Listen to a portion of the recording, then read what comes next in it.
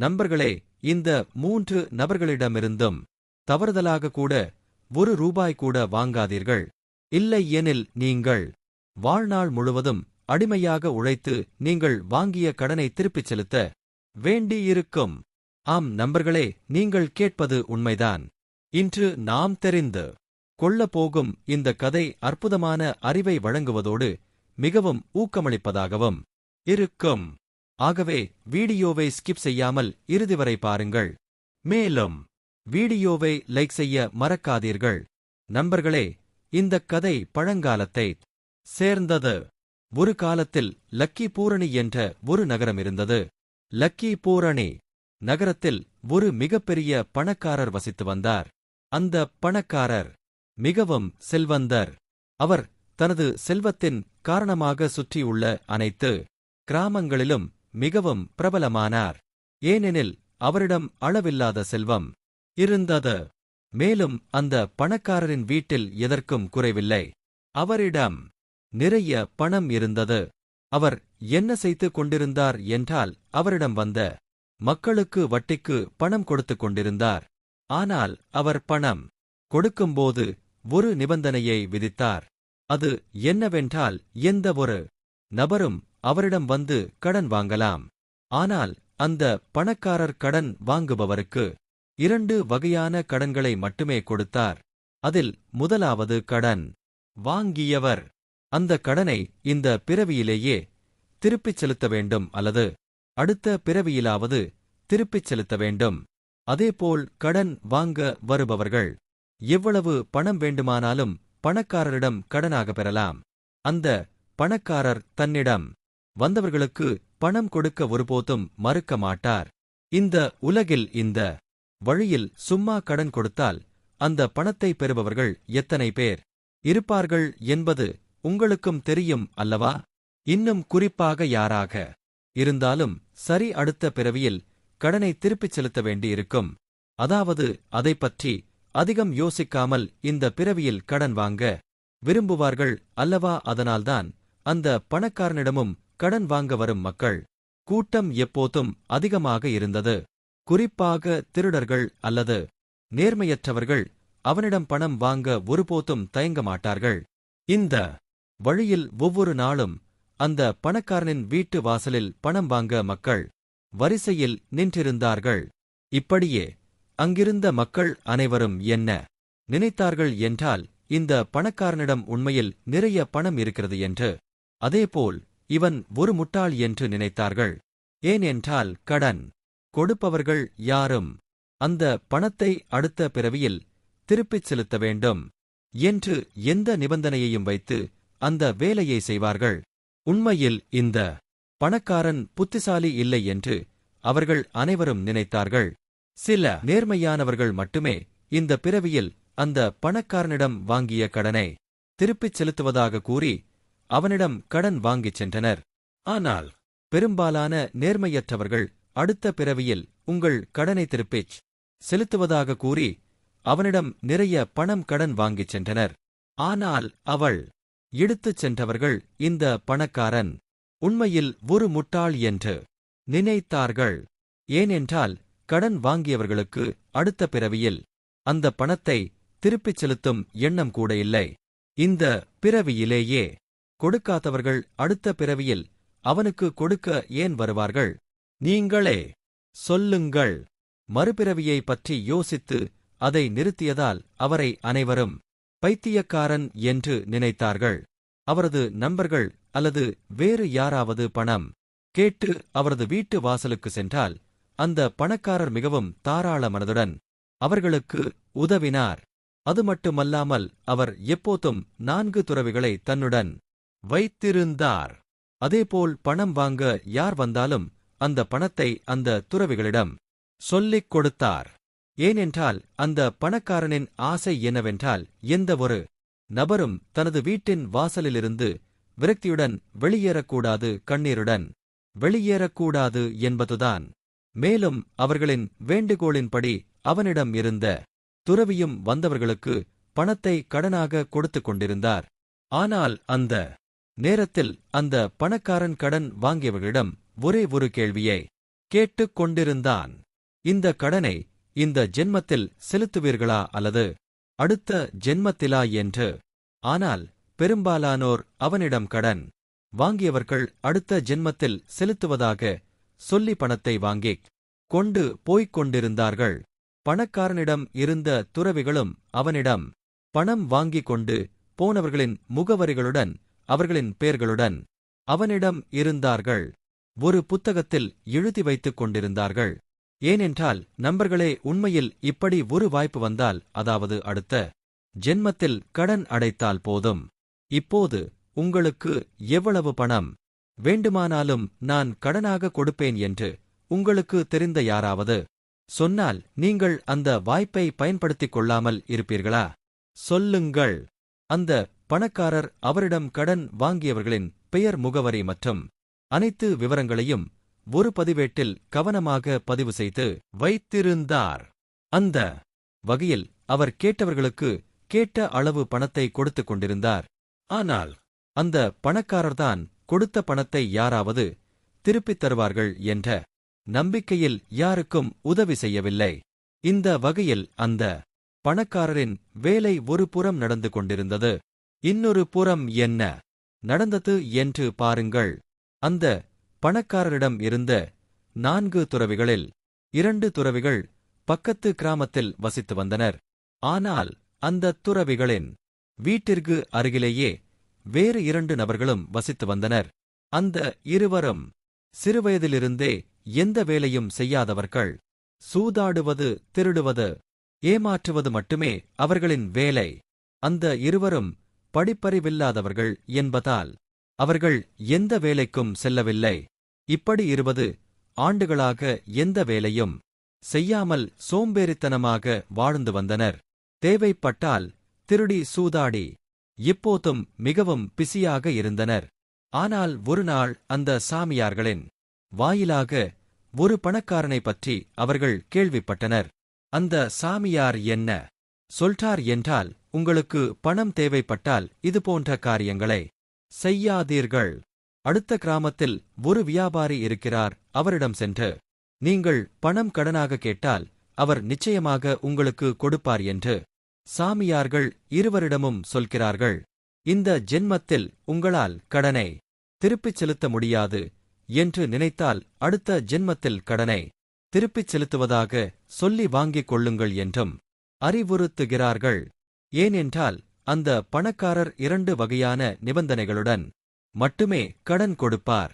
அந்த நிபந்தனைகளை பற்றி அறிந்த பிறகு அந்த திருடர்களும் மிகவும் மகிழ்ச்சி அடைகிறார்கள்.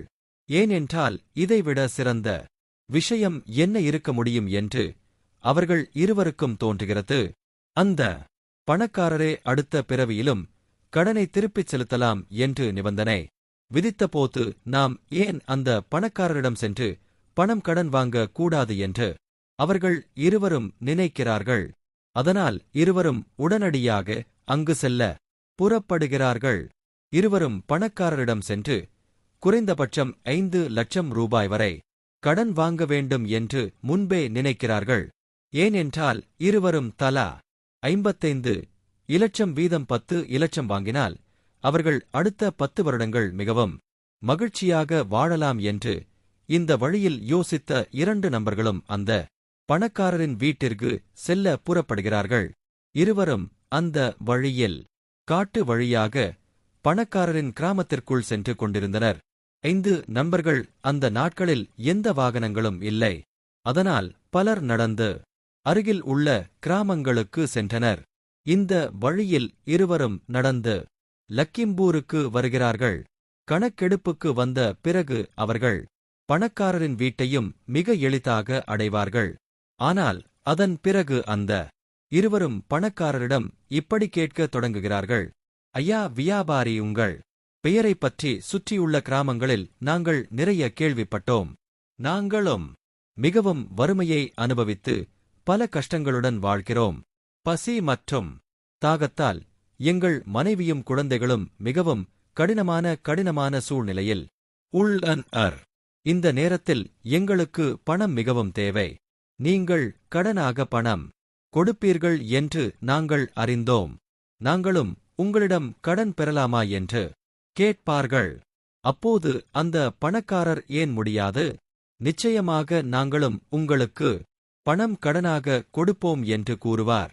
அதேபோல் உங்களுக்கு எவ்வளவு பணம் கடனாக வேண்டுமானாலும் எடுத்துக் கொள்ளலாம். அந்த பணத்தை எப்படி திருப்பித் தருவது என்று நீங்கள் கவலைப்பட வேண்டாம். முதலில் உங்களுக்கு எவ்வளவு பணம் கடனாக வேண்டும் என்று என்னிடம் சொல்லுங்கள் என்று கேட்பார். அந்த பணக்காரரின் வார்த்தைகளை கேட்டு அந்த 2 திருடர்களும் மிகவும் மகிழ்ச்சி அடைவார்கள். உடனே அந்த இருவரும் வியாபாரியிடம் என்ன சொல்வார்கள் என்றால், வியாபாரி அவர்களே, நாங்கள் உங்களிடம் வாங்கும் இந்த கடனை மறுபிறவியில், அதாவது அடுத்த பிறவியில் நிச்சயமாக திருப்பிச் செலுத்துவோம் என்று கூறுவார்கள். அவர்களின் வார்த்தைகளை கேட்ட பணக்காரரும் சரி, எந்த பிரச்சனையும் இல்லை என்று கூறுவார். அதன் பிறகு அடுத்த பிறவியில் நீங்கள் வாங்கிய கடனை திருப்பிச் செலுத்தலாம் என்றும் அவர் கூறுவார். எனவே எனக்கு எந்த ஆட்சேபனையும் இல்லை. முதலில் உங்களுக்கு எவ்வளவு பணம் கடனாக தேவை என்று கேட்கிறார். நண்பர்களே, அதன் பிறகு அமைச்சரின் வார்த்தைகளை கேட்ட திருடர்கள் மிகவும் மகிழ்ச்சி அடைந்து அடுத்த பிறவியில் உங்கள் பணத்தை நிச்சயமாக திருப்பிச் செலுத்துவோம் என்று உறுதி அளிக்கிறார்கள். அதன் பிறகு அவர்கள் தங்களுக்குள் யோசித்த பிறகு அந்த இருவரும் என்ன சொல்கிறார்கள் என்றால், எங்களுக்கு அதிக பணம் தேவையில்லை, இருவருக்கும் தலா 5 லட்சம் ரூபாய் கொடுத்தால் போதும் என்று கேட்கிறார்கள். அந்த பணத்தில் நாங்கள் எங்கள் மனைவி குழந்தைகளை நன்றாக பார்த்துக் கொள்வோம் என்றும் கூறுகிறார்கள். அந்த 2 திருடர்களின் வார்த்தைகளைக் கேட்ட பிறகு அந்த வியாபாரி தனது குமாஸ்தாவை அழைத்து இவ்வாறு கூறுகிறார். குமாஸ்தா, நீ உடனே இருவருக்கும் தலா 5 லட்சம் கொடு என்று கூறுகிறார்.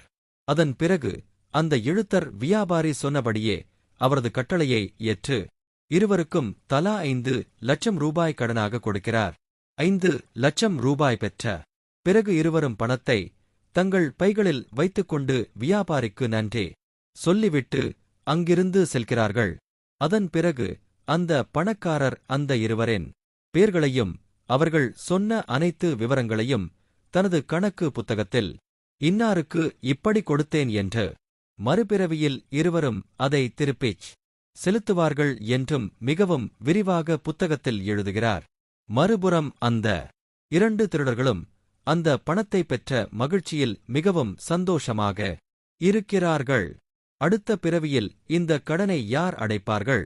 உண்மையில் வியாபாரி ஒரு பைத்தியக்காரன் என்று நினைத்துக்கொண்டு மகிழ்ச்சியாக அங்கிருந்து செல்கிறார்கள். உண்மையில் இவ்வளவு பணம் கொடுத்தாலும் வியாபாரி ஒரு பெரிய முட்டாள் என்று இருவரும் சத்தமாக சிரித்துக் கொள்கிறார்கள். ஏனென்றால் இந்த பணத்தால் அடுத்த பிறவியில் என்ன நடக்கும், இந்த கடனை எப்படி அடைப்போம் என்று தெரியவில்லை.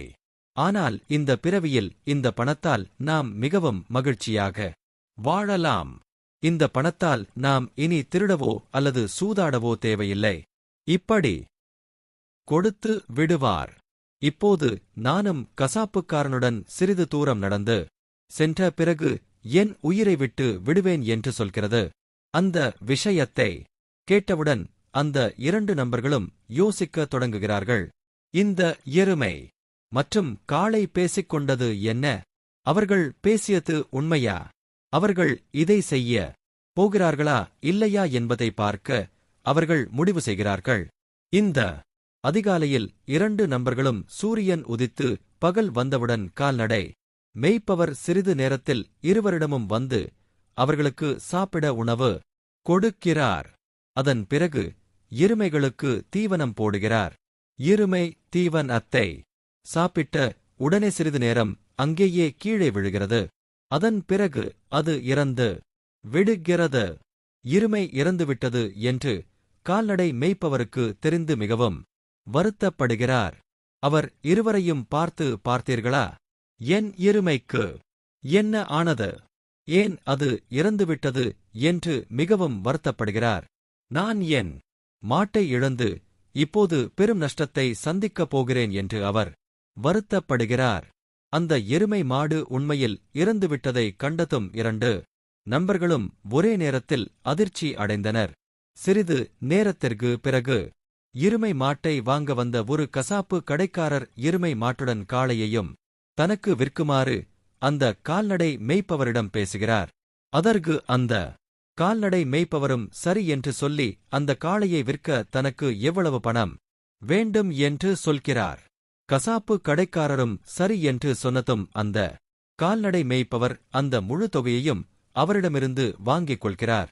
அதன் பிறகு அந்த காளையும் அந்த கால்நடை மேய்ப்பவரிடமிருந்து அந்த கிராமத்தை விட்டு சிறிது தூரம் நடந்து கிராம எல்லையை தாண்டியவுடன் அதுவும் தன் உயிரை விட்டு அங்கேயே விழுந்து விடுகிறது. அதாவது அதுவும் இறந்துவிட்டது. இப்போது இந்த 2 நண்பர்களும் காளை உண்மையில் இறக்கிறதா இல்லையா என்பதை அறிய ரகசியமாக அதை பின்தொடர்ந்து வருகிறார்கள். காளை கிராம எல்லையில் இறந்து கிடப்பதைக் கண்டதும் அவர்களின் காலடியில் உள்ள நிலம் அசைவது போல் உணர்கிறார்கள். நேற்று இரவு அந்த 2 விலங்குகள் பேசியது முற்றிலும் உண்மை என்பதை இருவரும் ஒருவருக்கொருவர் புரிந்து கொள்கிறார்கள். அந்த எருமை என்ன சொன்னது? அந்த கால்நடை மேய்ப்பவரிடம் முந்தைய பிறவியில் கடன் வாங்கியது. அதனால்தான் இந்த பிறவியில் அது காளையாக மாறி இந்த கால்நடை மேய்ப்பவரின் வீட்டில் அடிமையாக வாழ்ந்து தனது கடனை அடைத்து இறந்து விட்டது. அதேபோல் பசுவும் அவனிடம் கடன் வாங்கியது.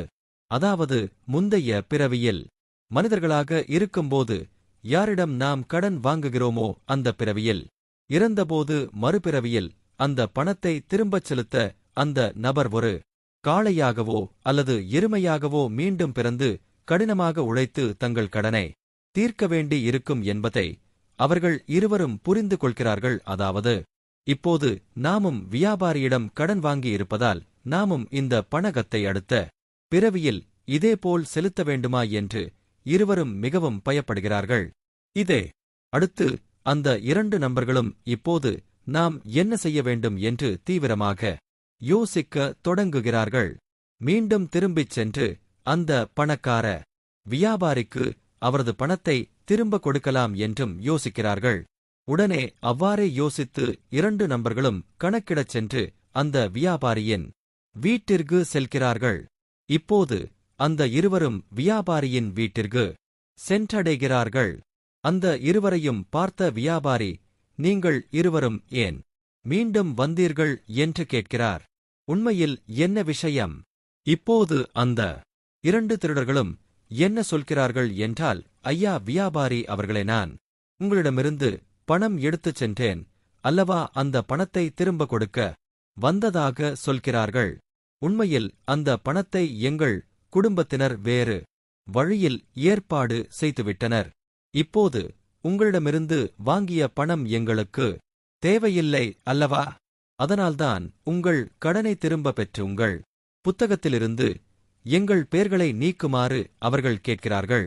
ஆனால் நண்பர்களே, அந்த இருவரின் வார்த்தைகளை கேட்டு அந்த வியாபாரி என்ன சொல்கிறார் என்றால், நீங்கள் இந்த ஜென்மத்திலேயே உங்கள் கடனை தீர்த்து விடுவதாக சொல்லி அந்த பணத்தை நீங்கள் எடுத்திருந்தால் நீங்கள் சொன்னது போலவே என் புத்தகத்திலிருந்து உங்கள் பெயர்களை நீக்கி இருப்பேன். ஆனால் நீங்கள் கடன் வாங்கும்போதே இந்த கடனை அடுத்த ஜென்மத்தில் அடைப்பதாக சொன்னீர்கள் அல்லவா? அதனால் இப்போது நீங்கள் விரும்பியபடி இந்த கடனை திரும்ப பெற்று இந்த பெயர்களை நீக்க முடியாது என்று அவர் கூறுகிறார். நீங்கள் நிச்சயமாக இந்த பணத்தை அடுத்த ஜென்மத்தில் எனக்கு செலுத்த